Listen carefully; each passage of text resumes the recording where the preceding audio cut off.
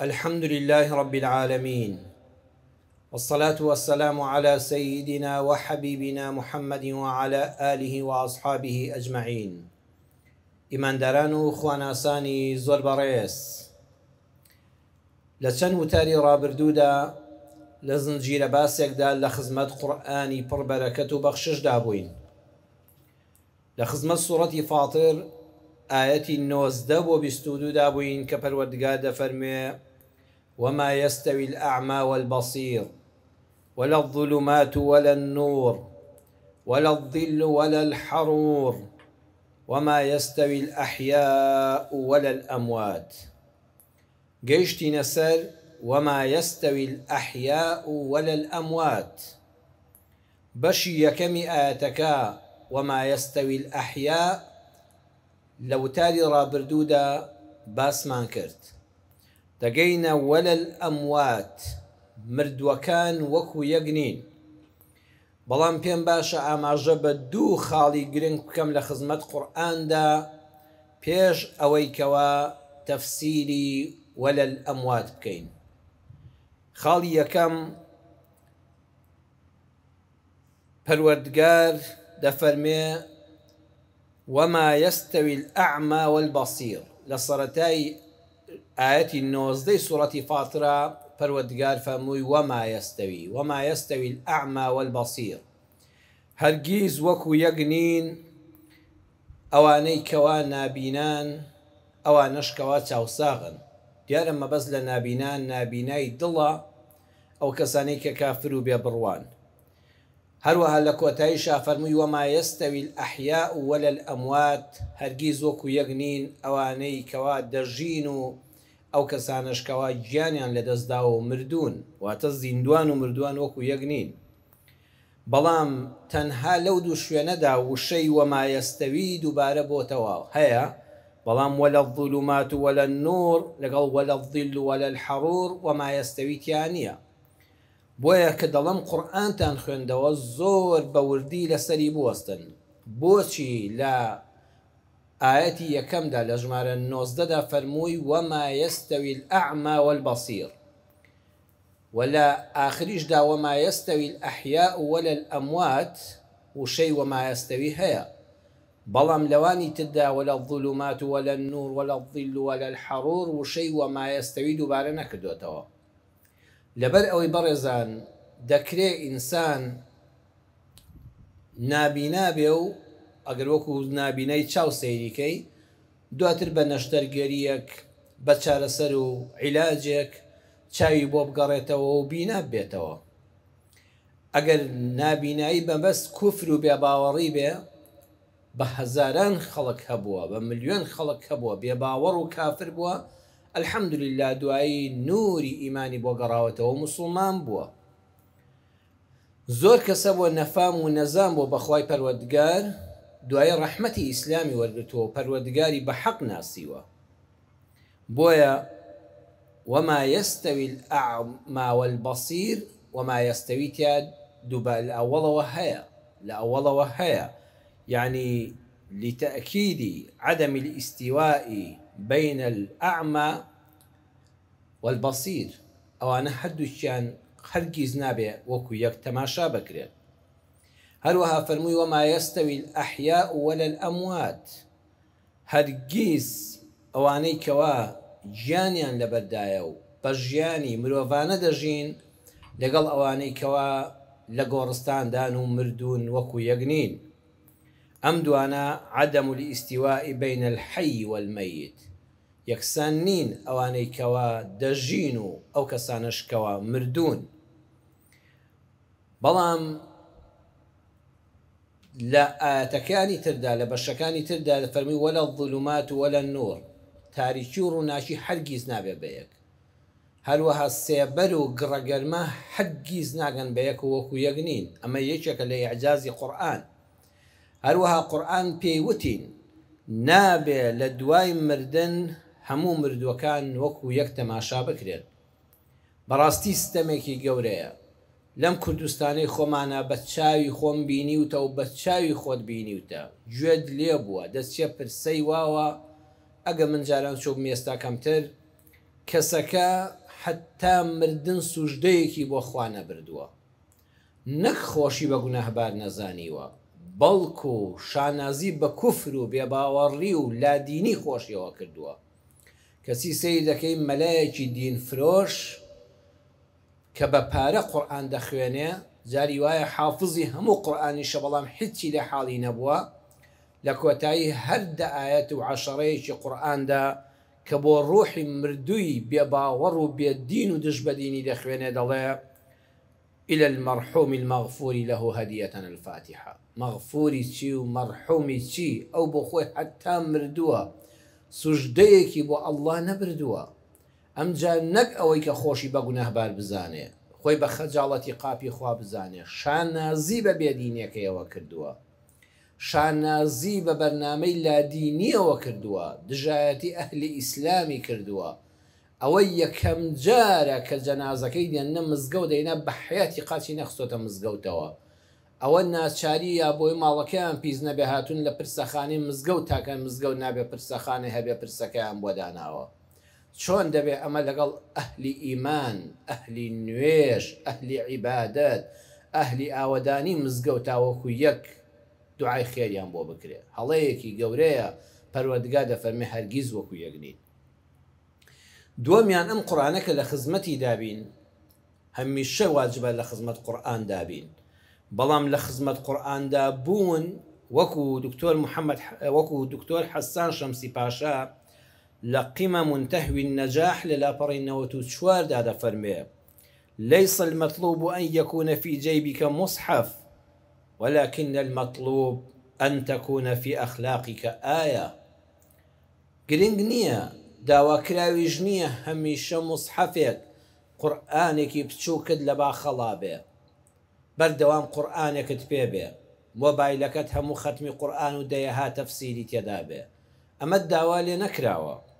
ئەوەی گرنگە، ئەوەی مەطلوبە، ئەوەی بەڕاستی قورئانەکەت پێوە دیارە، ئەوەیە فی ئەخلاقیکە ئایە. یەک ئەخلاق ئاەتێکی قورئان ئەخلاق بێت تێدا. بەخوا کەم نین ئەوانەی قورئانێکی زۆریان لەبەرە، هەیە هەمووی لەبەرە، بەڵام هیچ ئاەتێکی قورئان ڕەنگی نەداوەتەوە لە ژیانیدا. شەرت نییە هەموو قورئانت ختم کرد بێ و هەمووی بزانی، بەڵام خۆزگە یەک ئاەتت بزانیایە و ئەخلاق بێ لە ناو ژیانتدا. ئێمە چەندین وتارە وە زنجیرە وتارێکە لە خزمەت سوورەتی فاتر ئاەتی 19 بۆ 22 دا.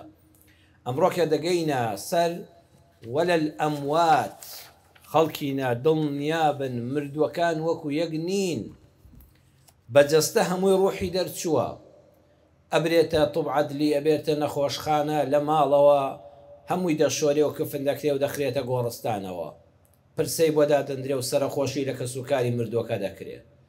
بەڵام بڕواتان هەبێ هەموو مردوویە کە ئەم دنیاە بەجێ دێڵێ دابەش دەبێ بۆ سەر دوو کەس: ئەهلی ئیمان لەگەڵ ئەهلی کوفر و بێباوەڕی خوا پەناماندا. ئەوانەی ئیمانین دار بوون لە ژیانی دنیادا و بە ئیمانەوە دنیایان بەجێهێشت، داواکارم خوا لەوانەمان قبول بفەرمێ و حسابمان بکە.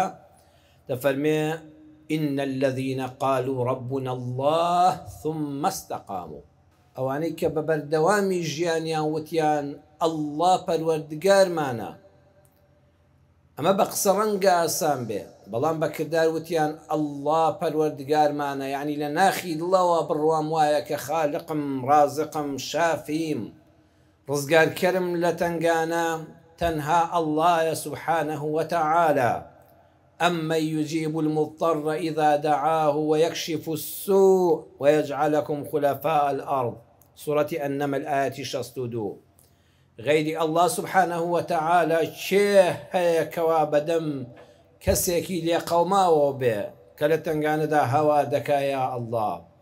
چه هەیە غەیری ئەڵڵا سبحانه وتعالى لە تنگانەدا ڕزگارت بکە و بێت بە هاوارتەوە وەجێنشینی سەر زەویتان کە؟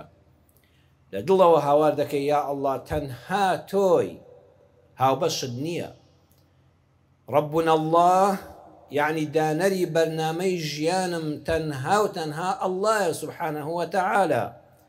ألا له الخلق والأمر. سوڕەتی الأعراف ئاەتی 54 پەروەردگار دەفەرمێ بەڕاستی دروستکردن و فەرمانکردن هەر بۆ خوایە. زۆر کەسێ دەڵێ بەڵێ خوا ئێمەی دروست کردووە بەڵام ڕازی نییە بە شەریعەتەکەی خوای پەروەردگار. ئەڵێ بەڵێ خالقمان ئەڵڵایە ئێمەی دروست کردووە قیامەتی هەیە هەموو بڕوا پێیەتی بەڵام ئەو شەریعەتەم بڕوا پێ نییە بڕوان بە دیموکراسی هەیە کارێکی هەڵەیە غەڵەتت کرد ڕەبونا الله یعنی خوایە تۆ چۆن دروست کرد و خالقمی ئەلا له الخەلق والأمر فەرمانەکەش دەبێ هەر لە تۆ وەرگیرێ. ثم جعلناك على شريعة من الأمر فاتبعها ولا تتبع أهواء الذين لا يعلمون. سورة الجاثية آيات هجدة. إيما تومان بپیغمبر صلى الله عليه وسلم دفرمي وولوي شوبو همو إيمان داراني أمتي تا قيامت تولس الشريعة فاتبعها شويني أو شريعة بكوا كاك الشريعة خواي قوله هر أوانية بنسريته وبدستي ملاكانو یان هەر بخوێنرێتەوە لە وتاری جومعەدا فاتبعها شوێنی بکەوە بۆ تەواوی بەرنامەی ژیانت شوێنی شەریعەتی خوا بکەوە ئەمجا ڕاستت کردووە کەوتوتە ڕەبونا الله ولا تتبع أهواء الذين لا يعلمون شوێنی ئارەزووی ئەوانە مەکەوە کە نازانن غەیری ئەو نورە کە ئەو قورئان و شەریعەتی خوای پەروەردگارەیە ئەوەی تری بەڕێزان هەمووی ئەهوائی بەشەرە هەمووی ئارەزووی مرۆڤێکی وەکو خۆتە قسەکانی بۆ ئەم سەردەمە دەشیا بەڵام بۆ بەیانی ناشیا پەشیمانی لە دوایە ڕەنج بە خەساری لە دوایە خەڵک فەوتاندنی لە دوایە. الذين قالوا ربنا الله ثم استقاموا پاشان ئەمەیان زۆر گرنگە کە بەعدڵ عەقیدەت لەگەڵ خوای پەروەردگارا بوو پاشان لەسەر ئەم ڕێبازەش بەردەوام بووی. چونکە خەڵکانێکمان هەن سەرەتا زۆر دیندارێکی گەرم و گوڕن بەڵام بەداخەوە لەسەری بەردەوام نین و لەسەری ناژین و نامرن حتا پەنا بەخوا سار دەبنەوە زۆر بە ساردە دینی دەمرن یان هەیە هەر هەڵدەگەڕێتەوە. ثم استقاموا زۆر گرنگە تۆ لەسەر ئەم ئیسلامەتی خوا ناسی و دینداری خۆت بەردەوام بی هەتا مردن. ئەمە جۆری یەکەمن لە خەڵک کە ئەم مردوانە وەکو ئەوانەی تر نین. إن الذين قالوا ربنا الله ثم استقاموا. زمانی استقامت چییە؟ قورئان بەڕێزان هەمووی خۆی تەواوکەری یەکترە. ئەمە سوورەتی فوسیلەت ئاەتی 30 کە بۆتان نەخوێنمەوە دوایی بڕۆ بۆ ئاەتی 31 و 32 بۆت بڕوون دەکاتەوە ضمانات الاستقامة زمانەتی ئیستیقامە و دامەزراوی لەسەر دینی خوای پەروەردگار بە ئەمە دەبێ. ئەگەر دەتەوێت حتا مردن لەسەر دینەکەت ڕاستە شەقامەکە بەرنەدەی ئاگات لەم سێ خاڵە بێ. الدعوة إلى الله چونکە خوای گەورە لە ئاەتەکانی دوایدا دەفەرمێ ومن أحسن قولا ممن دعا إلى الله بەردەوام بانگەواز بۆ دینی خوای پەروەردگار بکە. عزیزی خۆم شەر نییە تۆ مەلای مزگەوت بی شەر نییە وتار خوێن و بانگخوازێکی دیاری کوردستان بی ئەگەر یەک ئاەتی قورئان دەزانی یەک فەرمودە دەزانی وەکو خۆی بە جوانی بیگەێنە بەردەوام خەمخۆری ئیسلامەکە بە. ئەگەر نازانی بە قسە بیڵێ پشتیوانی بانگخوازان و داعیەکانی ئیسلام بە. الدعوة إلى الله ئەگەر دەتەوێت ئیستیقامەت هەبێ بەردەوام خۆت بە خاوەنی ئەم دینە بزانە خۆت بە خەمخۆری ئەم دینە بزانە. بەڵام دعا إلى الله نەک بۆ لای خۆت خەڵکی بانکە بۆ لای خوا بۆ ئیسلام بژی بەڵام تکایە بە ئیسلام مەژی. خەڵکانێکن خەبات دەکەن بۆ ئیسلام بەڵام بە ئیسلامەکە دەژین نە.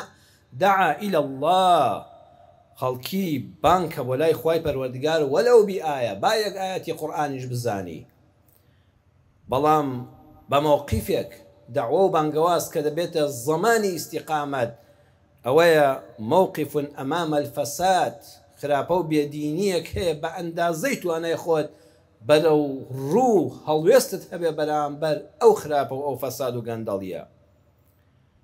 دعم مشروع الحق والعدل لە هەر شوێنێک پرۆژەیەک هەبوو حەق و دادپەروەری بوو پشتیوانی لێ بکە. مقاومە و بربەرەکانی زوڵم و ستەمکاری لە ئیدارە و لە دارایی وڵاتدا بە ئەندازەی توانات قسەی لەسەر بکە دەنگی ناڕەزایی بەرامبەر هەڵبڕە.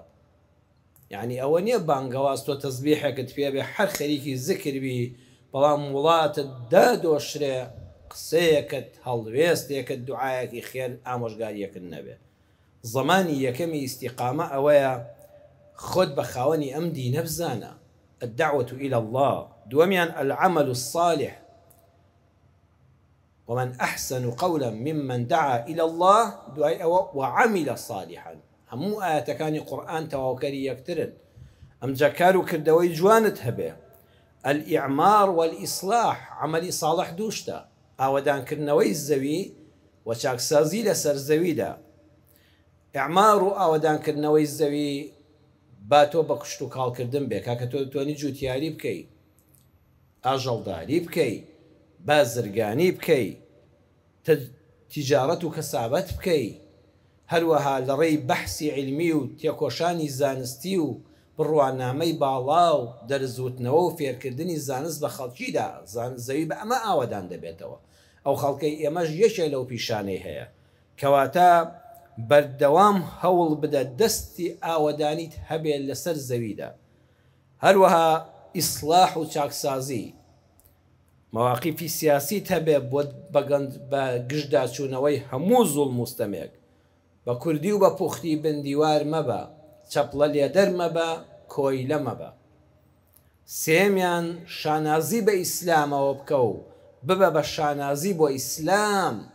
ئەم خاڵەت کاتان لێ دەکەم ئەهلی جومعە ئێوەی بیسەران و بینەرانی ئەم وتارە زۆر بە وردی گوێی بۆ بگرن. شانازی بە ئیسلامەوە بکە، بژبە بە شانازی بۆ ئیسلام. ئێمە هەمومان الحەمدولله شانازی بە ئیسلامەوە دەکەین، بەڵام چەندمان بووینە جێگەی شانازی بۆ ئیسلام. ئیسلام شانازیمان پێوە بکە، بەهۆی ئێمەوە ڕوخسارە جوانە گەشەکەی ئیسلام نیشانی بێ باوەڕان و بێدینان درابێ. پەروەردگار دەفەرمێ لە درێژەی ئاەتەکەدا وەقالە ئینەنی من المسلمین، بە شانازیەوە بڵێ من یەکێکم لە موسڵمانان، بە شانازیەوە کە زۆڵ مەبە، مەی شارەوە، لووتدا مەخە، سەرت ڕێگ ڕاگرە، سەرت بەرزە تۆ. ئەگەر دەتەوێت ثم استەقام و زمانی ئیستیقامەتەوەیە لە هەموو زروف و زمانێکە، لە هەموو شوێن و جێگایەکە بە ئەو پەڕی شانازیەوە بڵێ واللهی بە شانازیەوە من یەکێکم لە ئومەتی محەممەد صلی الله عليه وسلم.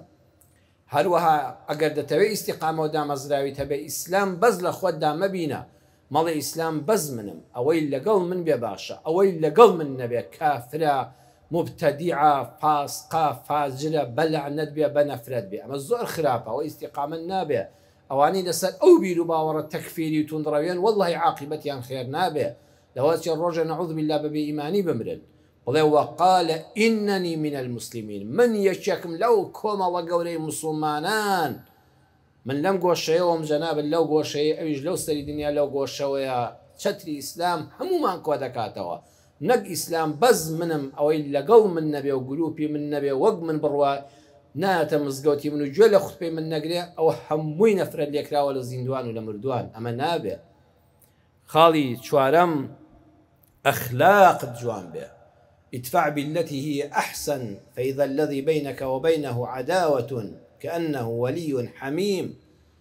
قرآن دەفەرمێ ئەگەر دەتەوێت ئیستیقامە و دامەزراویت هەبێ، کەسێکی فیتنەچی مەبە، کەسێکی نالەبار مەبە، کەسێک بە مداراتت هەبێ لەگەڵ موسڵماناندا، کەسێک بە قسەی خێر بکە، پاڵ بە خراپەوە بنێ بە جوانترین شێوە، بە جوانترین ئەخلاق و ڕەفتاری بەرز.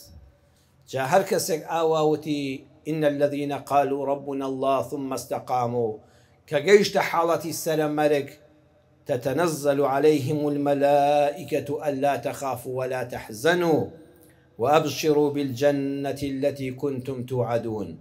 لەسەرەمەرگا پۆل پۆل مەلایکەت دێن، ئەوە کەسەکە لەوەیە بەڕوح دەرچوونەوەیە من و تۆ هیچ نابینین، بەڵام پەروەردگار دەفەرمێ ئەوە فریشتەکان نابینن.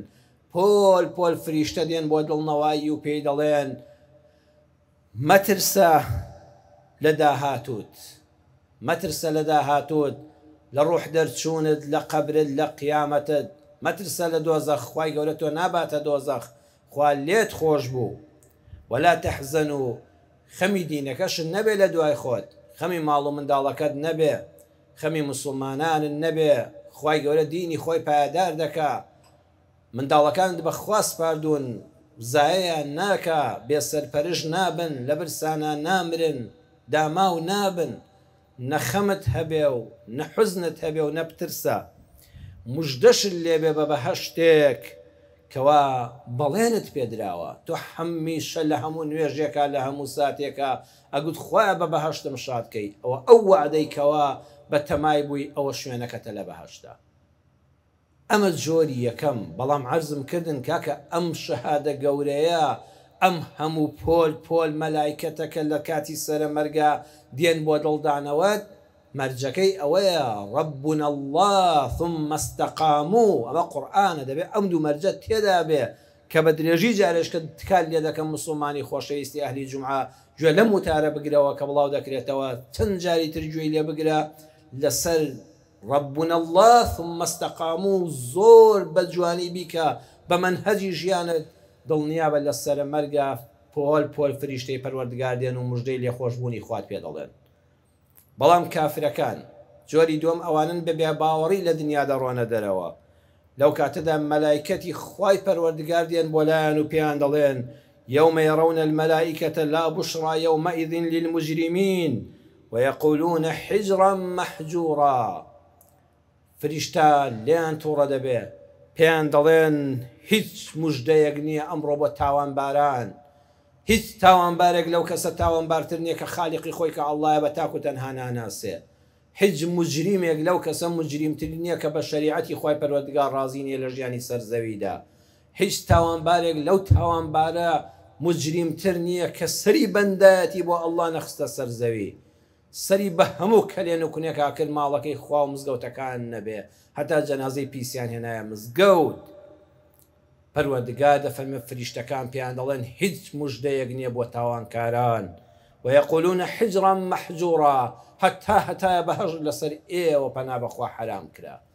چاولێ وەلە الئەموات، بەڕێزان مردوەکان وەکو یەک نین، ئەوەی زۆر گرنگە لە ناو ئەهلی ئیسلامیشدا مردومان هەیە و مردارەوە بوومان هەیە، یعنی کەسەکە هەر مسلمانە بە مسلمانیش مردووە بەڵام بەداخەوە نەمرد، مردار بووەوە.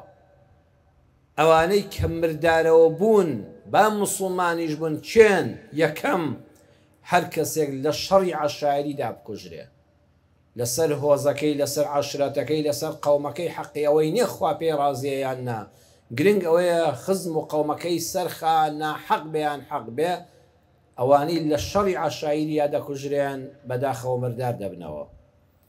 هەر کەسێک لە شەڕا خۆی بنوێنێ بۆ ئەوەی بڵێن بەڕاستی قارەمانە و ناوبانگ خۆی بە کوشدا مردار بۆتەوە، جا تۆ هەر ناوێکی لێدەنێ کەیفی خۆتە. هەر کەسێک لە شەڕی براکوژی و شەڕی ناوخۆدا کوژرابێ گوناحە وشەی شەهیدی پێ بڵێ. هەر کەسێک لە شەڕی براکوژی و کورد کوژیدا بەرامبەر بە براکەی خۆی لەسەر حیزبایەتی و ئەو خۆی بە کوژدا بێ نەمرد، مردار بۆەوە. هەر کەسێک بە ناڕەوا و بە خیانەت کەسێکی کوشت دوایی کوشتیانەوە، ئەو کەسەی لە کاتی ئەنجامدانی گوناه و تاواندا جەڵتەیەک لێیدا و مرد، پەنا بەخوا ڕووداوی وامان بیستۆخوایە پەنامان دەی، کەسی وا هەیە لە کاتی ئەنجامدانی فاحیشەدا جەڵدە لێیداوە و جەنازەکەیان هێناوەتە دەرەوە. ئەوە با وتبێتی ربنا الله، با لا إله إلا الله محمد رسول الله صلى الله عليه وسلم وتبێ نەمرد، مردار بۆەوە. ئەو کەسانەی لە دزی و فەرهودا دەکوژرێن، کابرا بە ناوی پێشمەرگایەتیەوە چۆ بۆ تاڵانی و بۆ دزی و بۆ فەرهود، ئەوە نەمرد، ئەوە مردار بۆەوە. ئەو سەرکردانەی ئەو ڕابەرانەی گەل و وڵاتەکان کە دەیانبینین هەرچەند جاری وایە نوێژ دەکەن، دەچن بۆ عومرە، ڕسم بڵاو دەکەنەوە، قورئان بەرز دەکەنەوە، بەڵام حتا بڵێ زاڵمن بەرامبەر بە میلەتی خۆیان، چەوسێنەرن، دزن، گەندەڵن، وڵاتیان وێران کردو بۆ خۆیان و حیزبی خۆیان و بنەماڵەی خۆیان. ئەوانش دەبینین چۆن ڕۆژە میلەت پێیاندا دەتەقێتەوە لە خۆ پیشاندانێکە بارەگاکانن لە هەموو دنیا خۆدایان بینن لە جیهانی ئیسلام و غەیری ئیسلامدا، چۆن میلەت شەق لە کورسیان هەڵدەدا و سەر و لێش دەبنەوە بۆ زبڵدانی مێژوو، لە کوناوەک و جرج دەریان دێنن، لە کونەبۆڕی و ژێر پردا دەریان دێن و ملیان بە پەتا دەکەن ئەوانە با مسلمانیش بن ئێمە ناڵی نەمانە کافرن مادام کابرا خۆی دەڵێ مسلمانم بەڵام بەداخەوە نەمرد ئەوانە مردارەوە بوون ئەوانە مای شانازینین بۆ کەسوکاریشیان و کەسوکاریشیان پێیان سەرشۆڕە ئەمانە ڕاستە مسلمانن ئەگەر خوێنی مسلمانیان بە حەڵاڵ نەزانی بێ ئەگەر کارە بێ شەرعیەکەیان بە حەڵاڵ نەزانی بە و بە حرامی کردبێتیان لە بازنەی ئیسلام نەچوونە دەرەوە بەڵام بەداخەوە ئەم جۆرە مردانە مردارەوە بوون نەک مردن حدیثەکەیە ئیمامی بوخاری و مسلم لە صحیحین ڕیوایەتیان کردو پێغەمبەری خوا صلی الله عليه وسلم كأبي موسى الأشعري دجارته ودفرمي جاء رجل إلى النبي صلى الله عليه وسلم كيف هات خدمت بيغمبر صلى الله عليه وسلم فقال الرجل يقاتل للمغنم وتي أي بيغمبر صلى الله عليه وسلم هواية لجنجا زور قارمانا ندى جنجا بلام بو أويتي فرهود تاواني دسكوي والرجل يقاتل للذكر دوام كسك لجنجا خويدا ويني بۆ ئەوەیەتی ناو بانگ دەرکا سێمیان والرجل يقاتل ليرى مكانه سێم کەس زۆر بە ئازایەتی پاڵەوان بازی جانبازی دەنوێنێ بۆ ئەوەی پێگە و پلەی خۆی بەرزکاتەوە و ناوی خۆی ببیستێتەوە فمن في سبيل الله ئایا ئەمانە کامیان بۆ ڕێگای خوایە یعنی ئەمە لە شەڕی کافر و مسلماندا ئاوا بووە کابلا لە ڕیزی مسلمانانە بەڵام نیەتەکەی بۆ فەرهود چووە نیەتەکەی بۆ ئەوە بۆ ناو بانگ بەدەست بێنێ بۆیە ئاوا قارەمانانە و نەترسانە جەنگاوە بۆی پلەی سەربازی بەرز بێتەوە ئایا ئەمانە بۆ خوا حیسابن ئایا ئەمانە فی سەبیل اللهن پێغەمبەر صلی الله عليه وسلم فەرمووی من قاتل لتكون كلمة الله هي العليا فهو في سبيل الله تەنها ئەوەی مەبەستی ئەوەیە وشەی ئەڵڵا بەرز بێتەوە واتە شەریعەتی خوا لەسەر زەویدا حاکم بێ و نادات پەروەری بڕوا و مسلمانان و غەیری مسلمانان لەژێر سای ئیسلامی دادپەروەردا بحەسێنەوە ئەوەی بەس ئەمنێتە لە دڵیا بێ ئەوە فی سەبیلی اللایە ئەوەی تری هیچی پەیوەندی بە ئیسلامەوە نییە و پاداشتی لای خوای پەروەردگار نییە بۆیە بابەتێکی زۆر گرنگە تۆ هەر دەمری حیفە بە مردنێکی ڕاستەقینە کە فریشتەکانی پەروەردگار پۆل دێن و موژدەی بەهەشتت دەدەنێ